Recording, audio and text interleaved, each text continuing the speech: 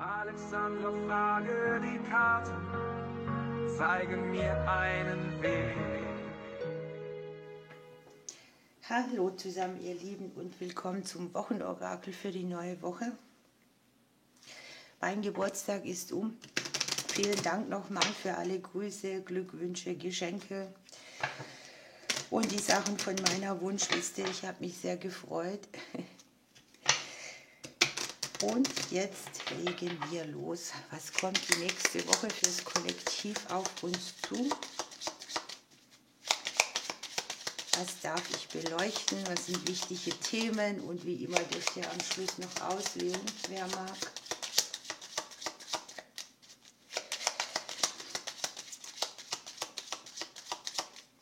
Das sind übrigens auch meine eigenen Karten. Und der Link dazu ist unten drin. Also, hier kommt etwas von außen, das unser Leben so ein bisschen in Bewegung bringt und möglicherweise auch ein gutes Vorankommen. Irgendwie werden wir gut wahrgenommen, wir werden gut gesehen, die Vitalität ist vielleicht so, dass sie wieder mehr Kraft für uns bereitstellt. Möglicherweise ist es auch so eine Aufforderung, mal wieder mehr rauszugehen, sich zu zeigen, im Außen was Schönes zu finden. Und wir haben noch den Klee daneben. Also es können mehrere Bereiche sein, die uns hier irgendwie beglücken. Wir haben den Klee im Haus des Hauses drin, ja.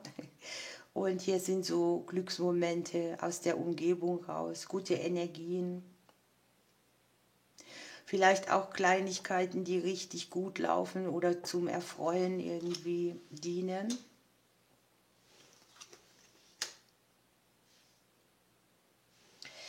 Das Leben möchte uns irgendwie einen Mangel auffüllen. Und es geht ein wenig um ein Gleichgewicht zwischen Beruf, Berufung, Familie, Verbindlichkeit und auch eigenes Wohlbefinden und Vitalität, also ein Gleichgewicht darin zu finden. Aber wir haben die Sonne im Haus des Schiffes, eine gute Zeit auch für Dinge nach vorne zu bringen, die langfristig sind. Vielleicht sind wir viel unterwegs. Wir haben vielleicht ein bisschen Herausforderung im Beruf oder auch Umbruchsstimmung. Hier sieht man Möglichkeiten im Beruf, die aus verstrickten Verhältnissen rausführen. Möglicherweise sind hier Auftragsgeber für die Selbstständigen, die etwas mitbringen, das verbindlich auf einen anderen Weg führt. Und es ist eine gute Woche, um familiäre Dinge zu klären.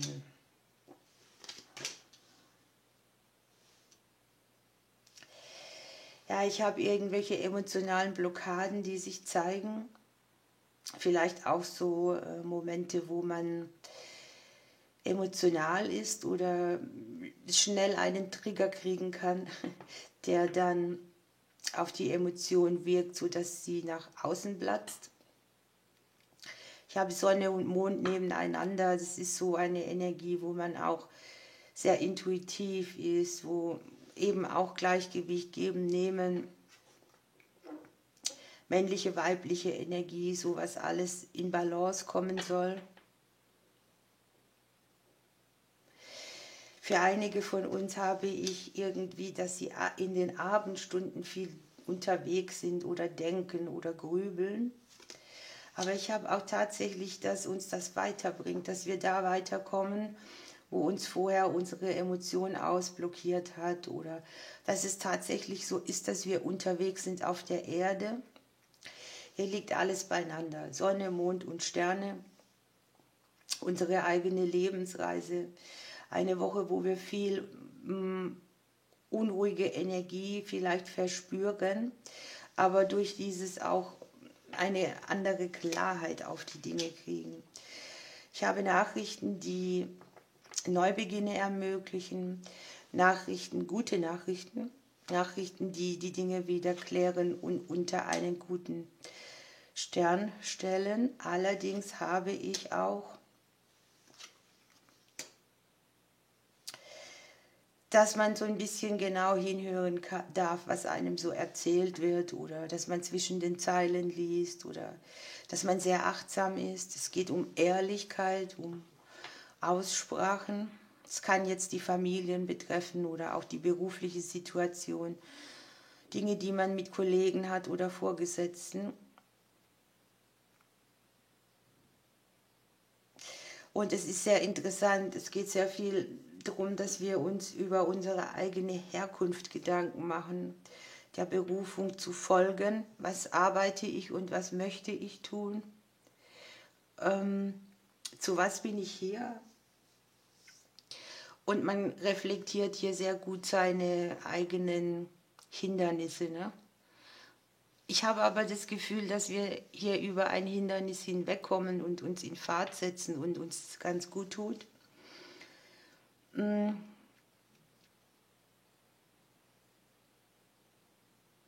Die berufliche Situation ist auch so, dass hier vielleicht Kollegen sind, die irgendwelche Schattenthemen haben, die sie auf uns mit übertragen. Vielleicht brauchen wir das auch, um eine verstrickte Situation im beruflichen Bereich besser zu... Ja, man kann es ja nicht immer ins Ende klären, aber durch das Bewusstsein, wo man eigentlich steht und steckt und wo man sein will, kann man peu à peu was verändern. Hier sind sehr viele Nachrichten, hier ist sehr viel Kommunikation. Hier ist tatsächlich so, dass man ehrlich zueinander ist oder auch zu sich selbst oder selbst erkennt, wo bin ich bisher in eine Richtung gelaufen, die eigentlich nicht so klug war. Ich habe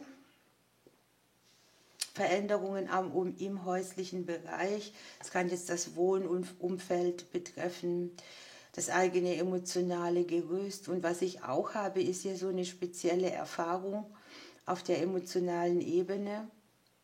Der ein oder andere wird vielleicht überraschenderweise eingeladen zu einer Unternehmung oder zu etwas, wo man draußen unterwegs ist. Eine gute Möglichkeit auch, um neue Freunde kennenzulernen. Und ich habe irgendwie, dass wir in eine Sache tief Einblick nehmen.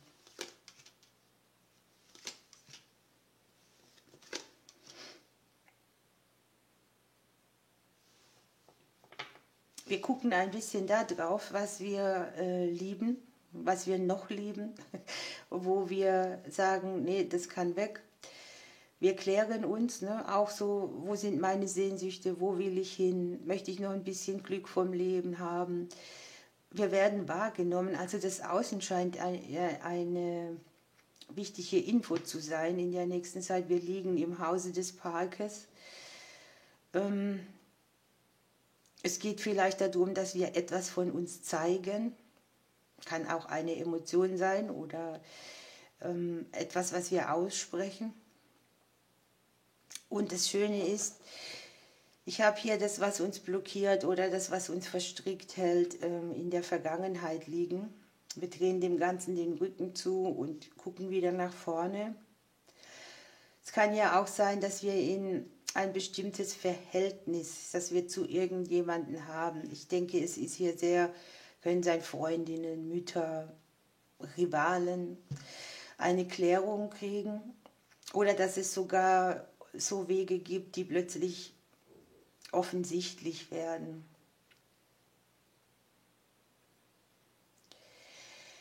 Ich habe, dass wir die Liebe überdenken. Wir gucken, wo bin ich allein zu zweit, was ist da los, wo habe ich da meine Themen mit, wo bringe ich etwas Misstrauen mit oder wo ist Unehrlichkeit. Und ich habe auch so eine Woche, wo wir Dinge mit Ämtern und Behörden klären können oder weiterkommen, expandieren in der Selbstständigkeit, Entscheidungen treffen, wo wir alleine weitergehen.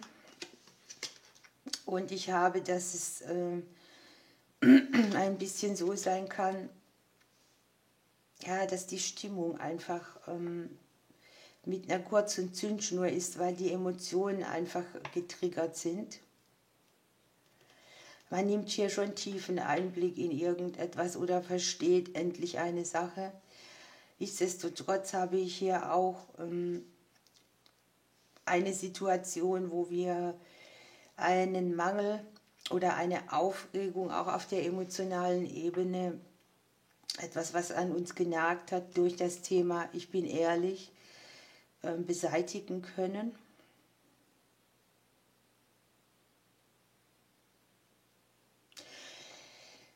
Ich habe so, dass man sich die Konfliktpunkte anguckt oder dass man hier genau versteht, wo habe ich denn mit mir selber, mit den Leuten, die mich umgeben oder mit meiner Liebe, mit meiner Beziehung irgendwo ein Thema, das mich länger begleitet, das ich aber gerne ablegen würde. Ja? Und hier haben wir gleich die Sense, also wir sind auch bereit, hier irgendwelche Schnitte zu machen, etwas zu begrenzen. Möglicherweise kommt hier einem auch etwas an die Ohren, was man so nicht vermutet hätte. Nichtsdestotrotz bringt es uns hier schön in den Flow. Es können hier Dinge mit der Häuslichkeit sein, mit Verträgen, Mietverträgen oder auch mit dem Thema Arbeit. Das ist hier in der Korrespondenz. Schnelle Möglichkeiten, schnelle Infos. Ich würde mal sagen, es ist auch irgendwo eine Ernte, weil es macht freier, was hier ist.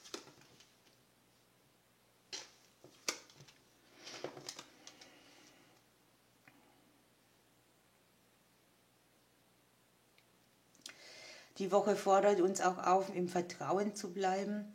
Ich habe hier Menschen, die hängen uns sprichwörtlich im Rücken. Wenn ihr euch das anguckt, das sind wir. Hier ist Schlange, Bär, Hund. Die sind alle so ein bisschen in unserem Rücken. Vielleicht geht es auch darum, dass wir in unserer Richtung bleiben, auf unserer Spur.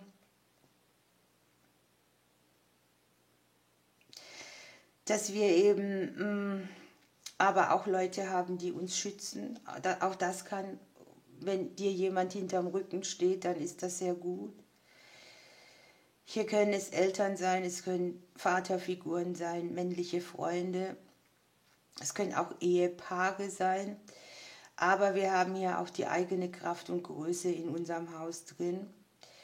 Wir haben im Hause des Gegenübers eine neue Tür, die sich öffnet. Dazu kann jetzt zum Beispiel ein anderes Ehepaar verhelfen oder jemand aus der Family auch, der hier Ideen mitbringt oder kreative Lösungen. Wir haben im Haus der Familie den Blumenstrauß drin und wir haben die Familienkarte in der Spiegelung, auch mit der Sonne. Hier kann auch sein für einen oder anderen, dass sich irgendwelche Personen annähern, vielleicht auch wenn du Single bist, ne, bei denen man starke körperliche Anziehungskraft hat oder auch so Freundschaft plus Affäre mit Herz, nenn es wie du willst. Oder dass sich eine Person zwischen zwei Männern entscheiden darf oder sich irgendwie zwischen den Stühlen fühlt. Ja? Das, was wir hier neu beginnen, liegt im Haus der Sonne. Das ist eine gute Voraussetzung und es ist eine Wende, die das ganze Leben betrifft. Also viele Punkte. Familie, das haben wir alles hier schon in einer Reihe. Familie, Beziehungen, berufliche Sachen, Konflikte, die man mit dem Thema Liebe hat an sich. Kommunikation auch mit dem Gegenüber, die irgendwie eine neue emotionale Erfahrung mitbringt.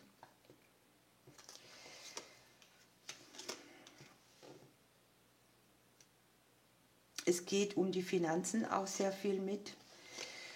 Es geht darum, sich finanziell neue Türen zu öffnen. Vielleicht auch auf zwei Bereichen. Ich sehe das eigentlich sehr schön. Es ist auch sowas wie etwas, was ich investiert habe, bekomme ich zurück. eine finanzielle Entscheidung, die ich treffe, gelingt mir. Wir haben den Klee da oben mit dran. Es geht auch um mehrere Bereiche vielleicht. Einsteils um das Geld der Familien, andererseits ist die Häuslichkeit hier auch mit dran. Und hier in der Spiegelung zum Geld ist auch noch die Sonne mit drauf. Ne? Hier sind schicksalshafte Themen, schicksalshafte Veränderungen, Menschen, die Geschenke mitbringen, emotional oder auch materiell.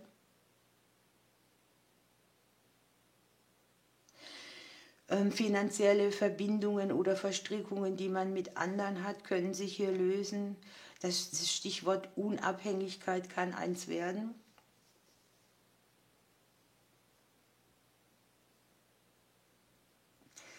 Ich sehe hier nochmal viele Chancen und Möglichkeiten im Beruf. Bei einigen kann sein, ein bestimmter Mensch taucht auf und bringt ein Angebot wie ein Geschenk mit. Die anderen haben vielleicht mit ihren Vorgesetzten hier gute Möglichkeiten, etwas umzusetzen. Die Selbstständigen haben hier vielleicht ein Herzensprojekt, das sie vorantreiben oder Entscheidungen mit der Selbstständigkeit zu treffen. Die Möglichkeiten sind gut. Irgendwie lassen die einen besser schlafen. Und die Energie hier unten ist sehr stabil, weil sie die Sonne da oben, die überstrahlt im Prinzip alle Bereiche ab. Hier ist es auch wichtig, wenn du jetzt zum Beispiel ein Gegenüber hast, dass sich dieses Gegenüber neue Türen öffnet oder, wenn du Single bist, dass du die Tür aufmachst für jemanden, der hier kommen kann. Es kann sehr viel Kommunikation auch mit dieser Person geben. Und ich sehe irgendwie, dass man sich hier auch irgendwo etwas erkämpft hat. Das kann jetzt durch eine Streiterei in den Familien sein. Und hier kommt der Ausgleich dazu. Ne?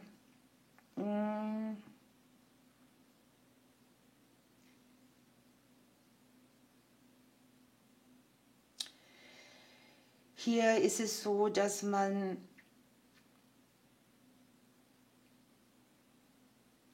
gleichzeitig mit den finanziellen Finanzen, wenn ich die Seelenebene deute, habe ich hier einfach auch drauf, dass selber der Giftstachel, der einem da im Herzen ein bisschen bohrt oder Verstrickungen in der Liebe, Mutterthemen, hier eine andere Qualität kriegen. Aber ich habe es tatsächlich so, dass es viele Lebensbereiche betrifft, die sich umstrukturieren.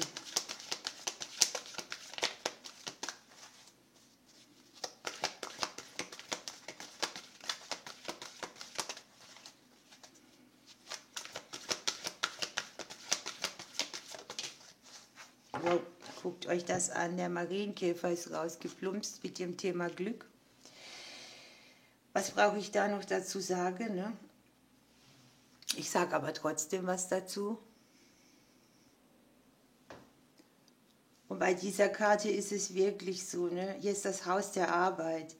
Es ist für die, die arbeiten, die Arbeit, der Beruf, die Berufung, für die anderen die Themen, die sie bearbeiten oder an denen sie arbeiten. Und hier sind wirklich neue Chancen, glückliche Wenden. Man hat wieder eine andere Grundhaltung im Leben. Man erwartet das Beste. Man ist von oben safe. Und das finde ich jetzt so speziell, denn auf der Karte steht auch tatsächlich, bleibe dir und deinen Herzensangelegenheiten treu. Wir gucken da genau rein. Ne? So, auf das innere Kind besinnen, das liegt hier im Haus der Sonne. Das möchte strahlen und scheinen. Und es geht auch ein bisschen darum zu überlegen, was ist Glück eigentlich? Von welchen äußeren Umständen hängt mein Glück ab? Oder auch mal ungewöhnliche Wege zu gehen, über sich hinauszuwachsen und das Leben einfach glücksbringend ausrichten. So, letzte Karte.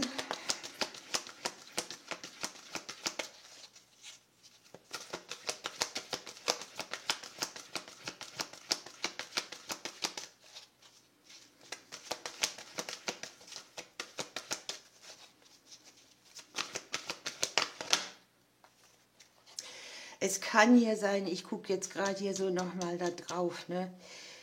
Mit der Sonne im Haus des Schiffes sind wir irgendwie auch seelisch so unterwegs,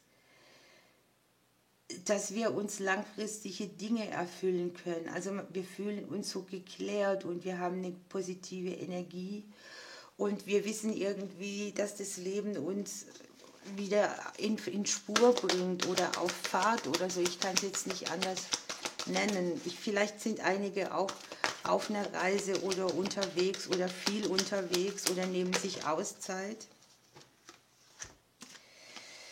Dann haben wir hier noch die Libelle mit dem Thema Wandel und den Drachen mit der persönlichen Macht, dass man wieder Führung für sich selbst aufnimmt und dass wir in einem Transformationsprozess auch drin sind, wo wir ein bisschen flexibel sein dürfen.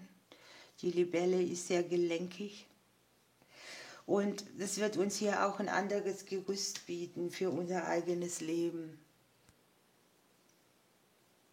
Mit der Libelle darf man auch mal die Richtung wechseln oder die Meinung ändern, mal anders handeln als erwartet, mal gucken, was mache ich aus Tradition und wo möchte ich gerne eine andere Lösung. Man muss auch nicht immer so handeln wie immer, man kann auch mal was völlig anders handhaben. Und hier darf man sich auf Veränderungen auch einlassen. Also nicht dieses, ich möchte eigentlich keinen Wandel, ich möchte, dass alles so bleibt, wie es ist, denn hier bringt ja irgendwie etwas mit, was ein bisschen Glück mitbringt und was auch die eigene Macht zurückgibt. Ihr Lieben, wir lassen das so stehen. Bleibt noch dran für eine kleine Wochenbotschaft. Ich drücke euch bis bald. So, hier bin ich wieder. Machen wir noch eine kleine Botschaft für die neue Woche.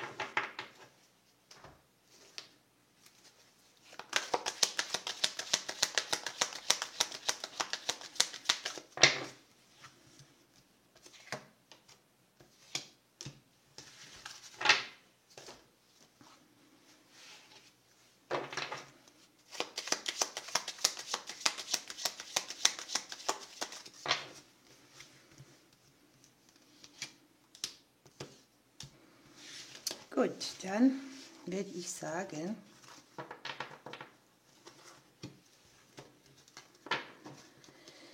ich lege mal noch was dazu, dann wird es vielleicht ein bisschen leichter. Ich werde diese Seite hier nehmen und wir schauen.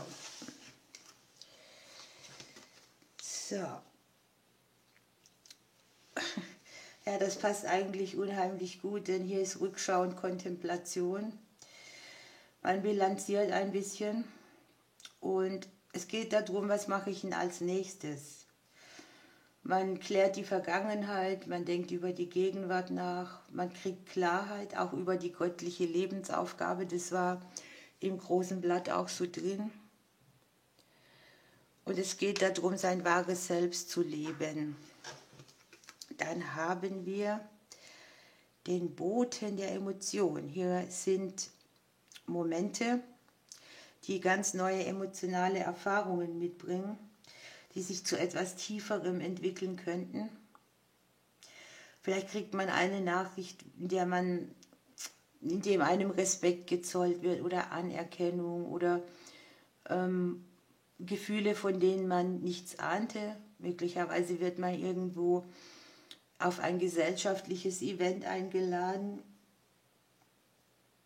Und hier ist eine sehr sanfte, liebevolle, freundliche Energie oder vielleicht auch Personen, die diese Absichten hegen.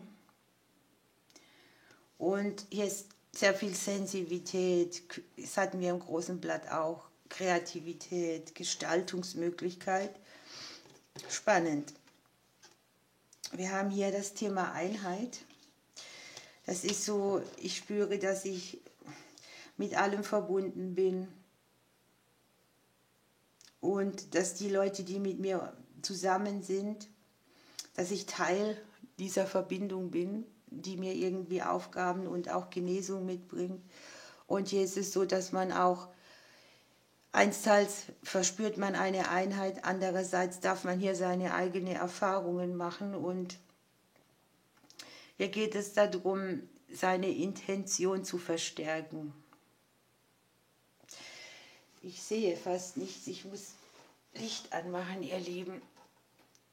Es ist für euch wieder zu hell, aber ich sehe wirklich das sonst nicht. Hier darf man fokussiert sein, ne? Was man hier analysiert und bilanziert und guckt, wo will ich noch hin, was für Nachrichten kommen auf mich zu, was nutze ich davon. Es ist hier so, dass man sich vielleicht verzetteln könnte, wenn man zu viel gleichzeitig macht. Und hier soll man einfach fokussiert auf das sein, was die ursprüngliche Intention ist. Dann haben wir hier, es ist Zeit, mutig zu sein. Da darf man auch gucken bei seiner Bilanz, wo ist etwas nicht mehr im Einklang mit mir, wo darf ich etwas beenden, was mir nicht gut tut und habe ich vielleicht die Angst, wenn ich was zurücklasse, dass ich dann keiner Einheit mehr zugehöre, aber das ist hier nicht der Fall. Und wir haben die Geschenksenergie. Hier darf man irgendwo mit einer Überraschung rechnen, mit einem Geschenk. Möglicherweise auch wird es sehr emotional oder kann emotional erfüllend sein. Dann schauen wir auf die andere Seite. Was habt ihr Schönes?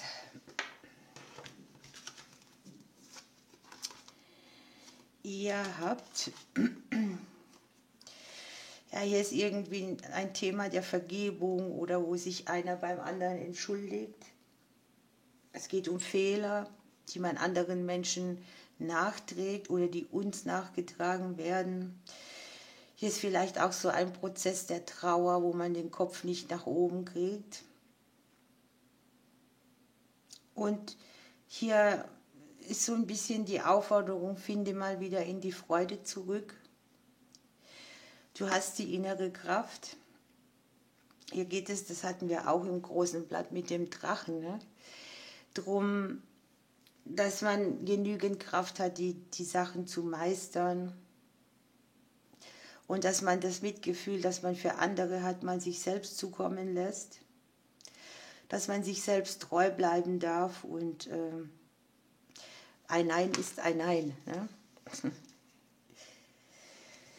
Dann habe ich für euch, werde zu deinem wahren Ich und das Lächeln. Nun ist ja hier so ein Prozess, wo man vielleicht traurig ist oder voller Schuld und hier darf sich was wandeln. Hier ist auch wieder sehr viel, zu was bin ich berufen, warum muss ich das alles erleben, welche Lektion lerne ich draus und es gibt vielleicht so Momente, wo ihr die Trauer ablösen könnt, wo ihr wieder lächeln könnt, wo man in die Welt hineinlacht und die lacht dann zurück. Lächeln oder Lachen hat eine sehr genesende Wirkung. Nicht vom Glauben abfallen, für das einstehen, an was man glaubt. Verbunden sein. Und hier habt ihr noch Briefe, sind Worte der Seele. Hier darf man mal etwas aufschreiben oder zu Papier bringen. Möglicherweise möchte man hier auch jemand anderem etwas sagen und man traut es sich nicht. Hier ist die Gelegenheit dazu. Ihr Lieben, ich wünsche euch eine schöne Zeit. Ich drücke euch bis bald.